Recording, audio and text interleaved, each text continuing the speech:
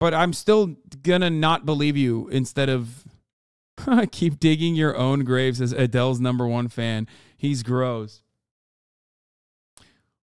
So yeah, this is from the article Who is Matt Healy? Okay. Addressing what he has said. He sang the song's refrain, "I'm sorry if you're living in your 17," when Healy and his 3 bandmates were that age. They've been in a band and best friends for 20 years. They were mostly concerned with shows, records, parties, and girls. And they believed earnestly in the power of art to free themselves and change the world. Now, as Healy sees things, the average 17-year-old is worried about melting ice caps or the failures of capitalism or how easy it is to say the wrong thing.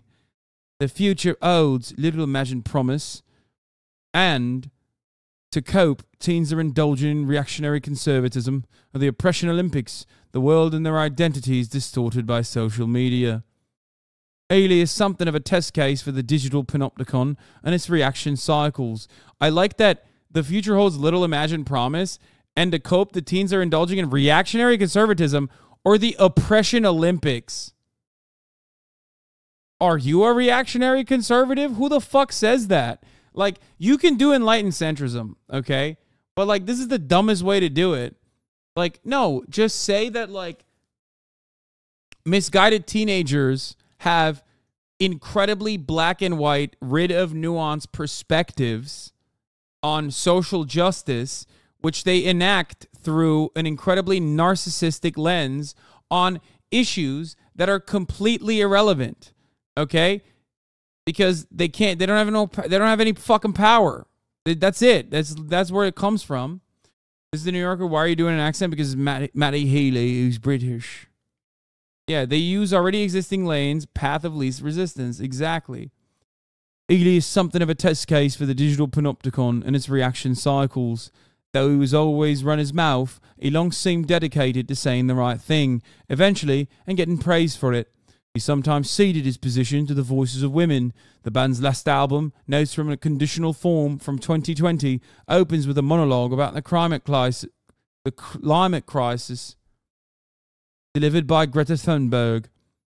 When the 1975 won the British equivalent of a Grammy, Healy, in an acceptance speech, read a snippet of an essay by the writer Laura Snipes about misogyny in music.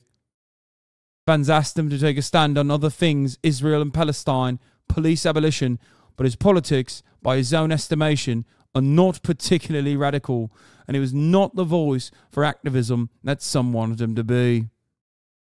In May 2020, after the murder of George Floyd, he tweeted, "If you truly believe that all lives matter, you need to stop facilitating the end of black ones," and appended a link to the 1975's most anthemic song, Love It If We've Made It, which begins, "We're fucking in a car, shooting heroin, saying controversial things for the hell of it, selling melanin, then suffocate the black man, start with misdemeanors, and we'll make a business out of them."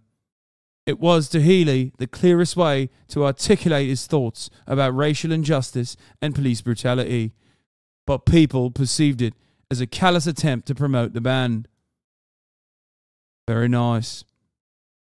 He deactivated his Twitter account and began the slow heel turn that has brought him to the current persona, a post-woke rock star switching unpredictably between tenderness and trollishness. He stayed on Instagram, where he constantly made fun of both himself and the fans who seemed obsessed with his morality. He likened his music to a YouTube video titled, "Sound Effect, Grown Man Crying Like a Little Baby." When a fan messaged him to ask why he followed the Kenosha shooter Kyle Rittenhouse and the self-declared misogynist Andrew Tate on the platform, he posted the message along with a reply, "We are starting a band." On tour, he began kissing fans on stage, and these moments kept going viral. He sucked a girl's thumb, he kissed a boy, he kissed Ross McDonald, the band's bassist. In the middle of one show, he laid back on a couch on stage as a tattoo artist inked the words, "I'm a man," on his torso. In sarcastic font, of course, which implies he was making fun of the concept of gender in and of itself. But of course, as is the case with Matty Healy, it seems that he left a lot up to interpretation. A mistake that he would never recover from when he went on the podcast, The Adam Friedland Show. He inspired articles about the resurgence of the sleazeball and the appeal of the sensitive dirtbag. He sang like a louche Elvis and played a lipstick red guitar. If you do a show that's about the duality of your life, is it still method acting? He asked between songs at the O2. The house lights came on and white-coated technicians touched up the band members' clothes and faces. A tech slammed the clapboard and they resumed their positions, concluding the meta-intrusion. The band resumed playing against the house in the suburbs backdrop. The crowd sang along blissfully to a bouncy song. I don't care about all this. I don't care. I do not care.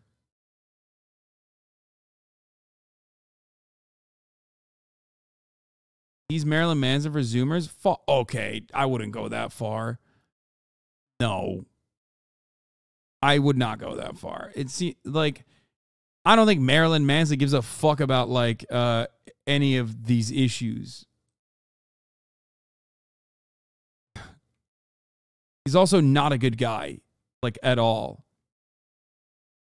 I don't know why everyone constantly has to be like, dude, no, you don't understand. He's just like this person.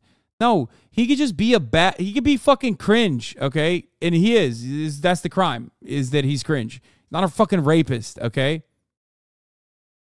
Jesus Christ, dude. What the fuck? Everybody calm down. This is what I mean. Like, you can't, like, people can be cringe. People can be edgy. People can say racist things and not be Adolf Hitler, okay? This does not mean that it's okay that they did that. This does not mean that it's, like, fine. This doesn't mean anything, okay?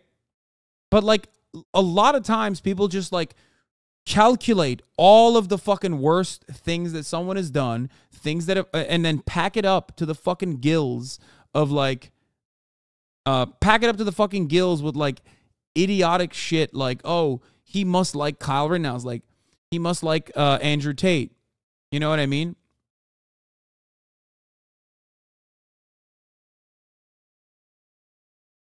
It's not. Like, I follow all these fucking weirdos, too. That doesn't mean anything about my, like, actual political perspective. Okay? I don't think he's, like, a fan of Andrew Tate. Okay? I don't think he's a fan of Andrew Tate at all.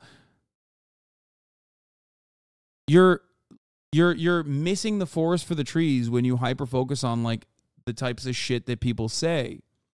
Matty is just pretentious and ignorant. He's not an inherently bad guy. You can tell he cares, bro. Also, he's been chronically online for a decade. He's edgy and gonna say controversial things. Shut the fuck up. Follow policing is one of the most pathetic things I've ever encountered. Yeah, people try to do that to me too as well.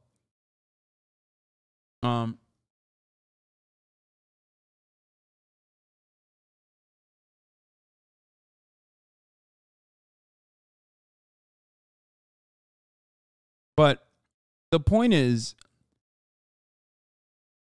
just let him be raised in peace, sarcasm. No, not at all. Not at all. But you have to, cannot waver the engagement or permanency. The fandom burning down will be peak content. I agree. I agree. But like the way he conducts himself, I almost see a lot of myself in, I'm not going to lie, where like I'm also very stubborn and can be fucking cringe. And when people like come at me and say, you're following this person, I'll be like, yeah, because I love them. Now, the difference is I'm a political commentator who speaks for 10 fucking hours every day. So you have to be literally the dumbest moron to like not understand what my actual personal politics are. Whereas if you're like some fucking teen heartthrob guy who doesn't openly state what their perspective is and you leave it up to you know, people to interpret, then yeah, of course they're gonna fucking think you're like literally the most insane, edgy, racist person on the fucking planet. That's it. Okay? Yeah, my sarcastic shit gets clipped out of context all the time. Okay? It does. Like, there are still a not you know, not insignificant group of people that literally say I am a transphobe, okay? Like, that's That's all you need to know about how fucking insane people are, okay? Dude, you barely do 10? Okay, 8 hours a day. Oh my God, shut up. So, you can't really do that if you are, like, you can't have the confidence of someone who is literally fucking talking about politics for a goddamn living when you are, like, addressing your political perspective to an audience of impressionable teens who are going to see the worst of whatever they want to see. You know what I mean? Like, that's what it is. That's what a lot of this comes from. And there are truly parts of like what he was getting quote unquote canceled for that is like actually really fucking cringe and racist, okay? But the same, I'll use an analogy that I use. You can make a surgery look fucking disgusting if you describe it in the most brutal terms, okay? And the same goes for the way people are. People are complex, okay? Like the I'm a man tattoo can go either way. If he's transphobic, he's actually saying like, I'm actually a man. But at least you know he's like one of these fucking new age pan dudes, okay? So you know like when he tattoos that on his chest, like he's actually saying, I'm a man, like with a sarcastic fucking font. Does that make sense? It's like a perfect example. Yeah, I mean, he's alt as fuck. Exactly. So if you think like he's a horrifying monster, then you're going to look at that and go and read it in the least charitable way possible.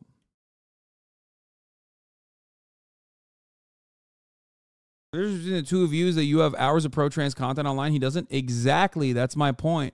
And I don't even fucking know. I'm speculating on a lot of this shit because I don't fucking know him. I'm not, contrary to the opinion in some of the most unhinged motherfuckers in the chat. Like I did not know who this person was until literally a month ago. Fake friend.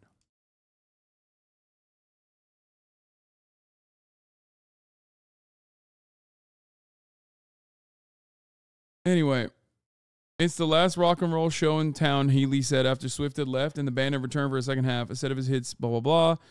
By 4 p.m., the band was back at the O2 soundchecking without him. The word backstage was Swift had stayed until 3:30 a.m. the night before. Okay, this is a lot of, like, intrigue.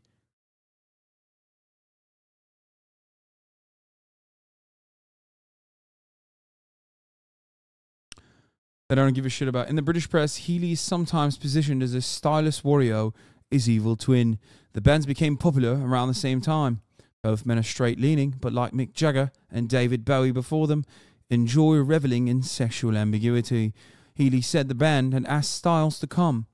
He gave us a hard no, he added, laughing. He's afraid that he would have to say something. Healy found it annoying that at a certain level of fame, celebrities can cultivate liberal auras while avoiding the risk of taking real political stands.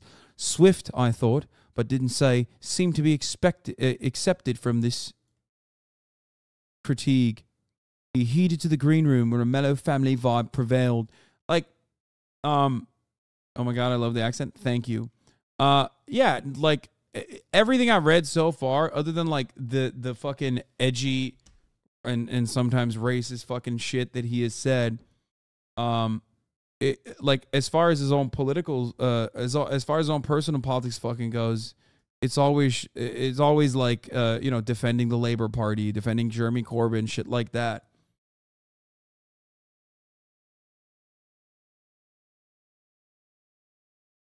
You know what I mean? Unless he's defending Jeremy Corbyn because he's an anti-Semite. Dun, dun, dun. Wait, what? It has been alleged online that Healy's actually secretly 5 feet 5 inches tall. In truth, he looks short on stage only because Daniel and MacDonald are both 6'4". Healy says he's 5'11". I'd guess 5'10". Adam Hann, the guitarist, was also backstage with his wife, Carly. The two have a 1-year-old son. They'd woken up at home just a few hours before Swift left the O2.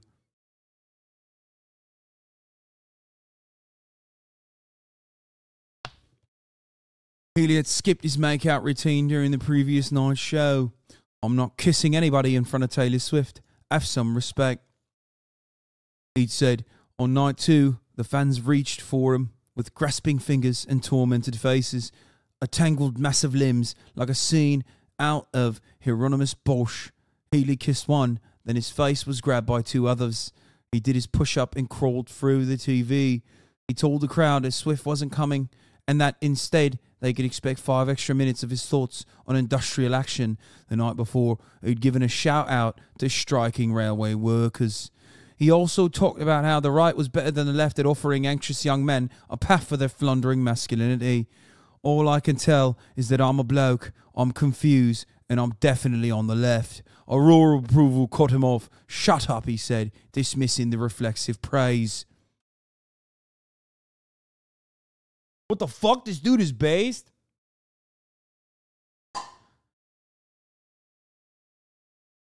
Like, the point is, I don't think a dude who's like legitimately interested in being like a fucking edgy reactionary right-wing weirdo would go out his way to like promote things that are unpopular. You know what I mean? Like, these are things that are not necessarily super popular concepts, industrial action being one of them, especially when you're a rich guy. You know what I mean? Ah, yes. The 2 political opinions, based and canceled. That's one of my favorite chats of all time. What the fuck? That's so good. That's perfect. That's actually perfect. Oh, Jesus Christ. Great chatter.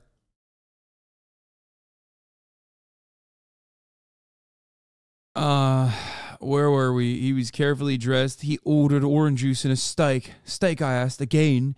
Healy explained that he was from circus stock and needed to eat a lot of protein to keep muscle on.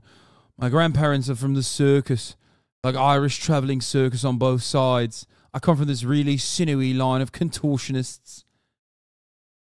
Truman Show, Newsy Flush, blah, blah, blah. There's like so much in this fucking article. Jesus Christ. Jesus fucking Christ, dude.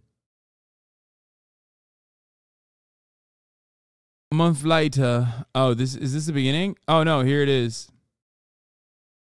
Healy went on a podcast called The Adam Friedland Show. Friedland, whom Healy had befriended in the past couple of years, used to host the podcast Comtown, a title that reflects the Borat-esque level of seriousness that he and his co-host generally brought to the table. Friedland is part of a downtown New York scene referred to as Dime Square, which during the pandemic became widely known for an ostensibly transgressive rejection of liberal pieties and a reactionary brand of post-left politics, particularly associated with another podcast, Red Scare. Oh, God. Oh, Jesus. The worst association for Comtown, in my opinion, or the Adam Friedland Show. Healy sometimes has been spotted wearing a Red Scare hat. He told me that he became a fan in part because he was attracted to the differences in opinion and also to one of the hosts whom he described as really sexy.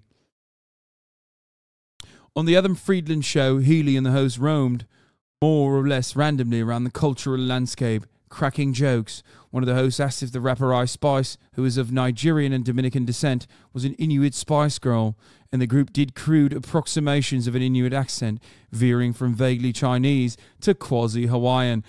I love the serious way to describe, like, the serious way to fucking describe a Adam Friedland Show bit. Okay. Later, he laughed as the host's impressions of hypothetical Japanese guards at the German concentration camps. He joked about watching the brutal porn channel Ghetto Gaggers. After the episode went up, outrage headlines and furious tweets, Matty Healy, how are you getting on stage every night, and mocking toxic masculinity, and then going on a podcast and undoing the whole thing by being wildly ignorant, misogynistic, homophobic, racist, everything else under the sun, predictably ensued. Healy had reached a level of fame that makes celebrities start speaking like politicians, even as he was still skinning his psyche for his performances. Aside from the podcast controversy, he was getting slammed for doing a Nazi salute on stage, a gesture he made rather crucially while singing a litany of horrors in Love It If We Made It, including a line that quotes Donald Trump's praise of Kanye West. He didn't apologize or comment on the uproar, but he did seem more outwardly subdued afterward. When the band came to New York to perform on Saturday Night Live, he played it straight, crooning in an unbuttoned tux. We met for lunch again downtown at Balthazar a couple days later. He was wearing another white shirt, but open to the chest this time, his tattoos showing. I asked him about the podcast. He'd been doing so much promo, he told me, that he wanted to do something that felt more like simply talking with his friends. But of course, he had done this all in public, on mic. Had he baited his fans on purpose? A little bit, he said, but it doesn't actually matter. Nobody's sitting there at night, slumped at their computer, and their boyfriend comes over and goes, "What's wrong, darling?" And they go, "It's just this thing with Matty Healy. That doesn't happen." "Maybe it does," I said. "If it does," he said, "you're either deluded or you're a liar. You're either lying that you're hurt or you're a bit mental for being hurt. It's just people going, oh, there's a bad thing over there. Let me get as close to it as possible so you can see how good I am." Kind of true. I mean, low-key, he kind of popped off on this part, okay? Which is weird because, like, this is a deviation away from the cringe antics of a man who wanted to appear as funny and as edgy as his comedian friends on the podcast, The Adam Friedland Show. Okay? And I kind of want them to do that because they've demonstrated something so base level. The night before, he'd hung out with the indie filmmaker Kaveh Zahedi, who has cannibalized his relationships for his art. In his first film, Zahedi tries, unsuccessfully, to make his estranged father and brother take ecstasy with him on camera. Most famous movie is an autobiographical comedy called I Am a Sex Addict. Not long before our lunch, Healy on Instagram had uploaded a short film he'd made in which he plays his real self, first watching porn in a hotel room, then practicing being friendly, natural, and lovely with selfie-requesting fans. "You want to take it, or you want me to take it?" Healy asks before tilting his head to the rest of the head of an imaginary girl. Then we see him walking around New York and watch actual fans stop him and ask for selfies. "You want to take it, or you want me to take it?" he asks. Healy said that he admires Zahedi, but he's wary of heading further in that direction. Okay, first of all, my selfie voice is better than that. Let's do it. I mean, come on. As a classic. As a staple. Fucking staple. Like, I think the whole exaggeration of my shit throughout the past year and a half, maybe it proves there's something oppositional happening, that I'm getting something out of my system, he told me. Because the truth is, really quite anxious. We're all anxious, but at the moment, I'm really anxious. It had something to do, he suggested, with his desire to be stoic, because stoic means masculine. And this doesn't come from having an oppressive father who doesn't communicate, he added. His dad, he said, was soft and open. The one who passed on his belief in art as a vessel for radical truth. His mom was the gobby one, mouthy and intense. She's still on TV every day on a talk show called Loose Women, a rough analogue of The View. She also has a podcast called Denise Welsh's Juicy Crack. Crack in the UK is slang for gossip. Healy touched his I'm a Man tattoo on his ribcage. This whole thing, it comes from something real, he said. I'm always sort of, he mimed, shadow boxing, nervously pumping himself up.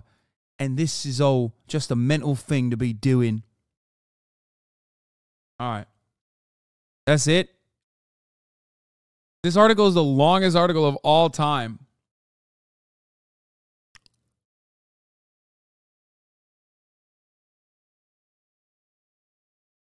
Puff Piece Woo.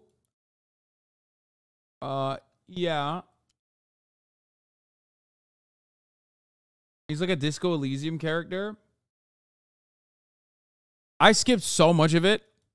And even then, it was like, I was just trying to see what his, like, analysis of the situation was. And how he was going to respond to it. And, yeah, it seems not a puff piece exactly. No, it's one of those things where if you're in the news and they write an article or they get insider access to you, it's not always a given that it's going to be a puff piece. They'll put your side on it, but they will certainly, season it with their own personal perspectives a little bit. This one was definitely favorable to him. Also, how good was my accent, though? Like, low-key, high-key.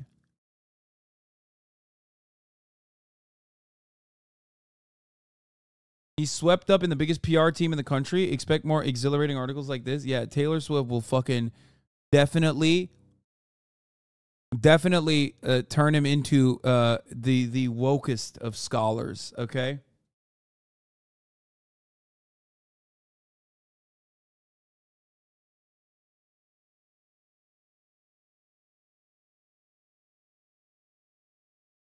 It was a bit much for me with the headphones. I had to take them off. Sorry. I saw Taylor last night. She could do whatever she wants. Best concert of my life. Isn't Taylor a 4chan user? Or is that a meme? No, dude. I think she's like a very cookie cutter white lady.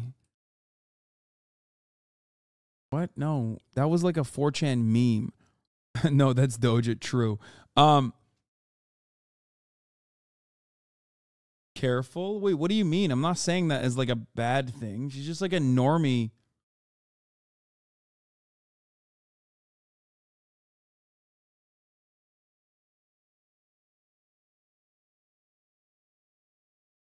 No, it actually isn't a meme. She actually was a 4chaner. Yeah, totally.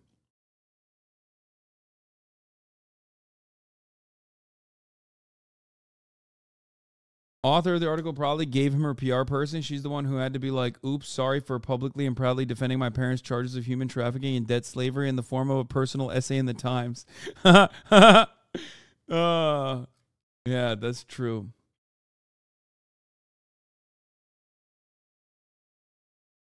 You want Celtics or the Heat to win?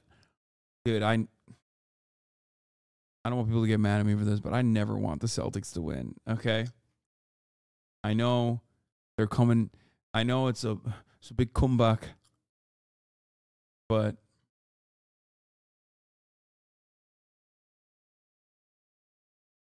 I just don't want Celtics to ever win. Also, come on, man. I literally lived in fucking Miami. Like, that's the first place I ever lived in.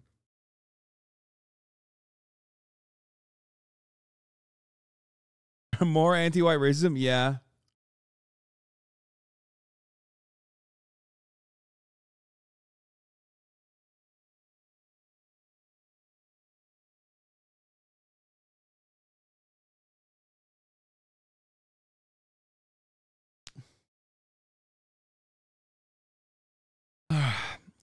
Don't get mad at me, okay? But at the top of the hour, there's a 3-minute ad break. If you no longer want to see those ads, all you need to do is subscribe.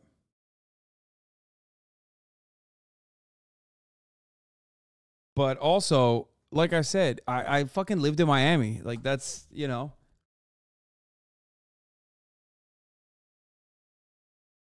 I live in LA. I lived in Miami. These are currently both of these areas are guiding my perception of the Celtics.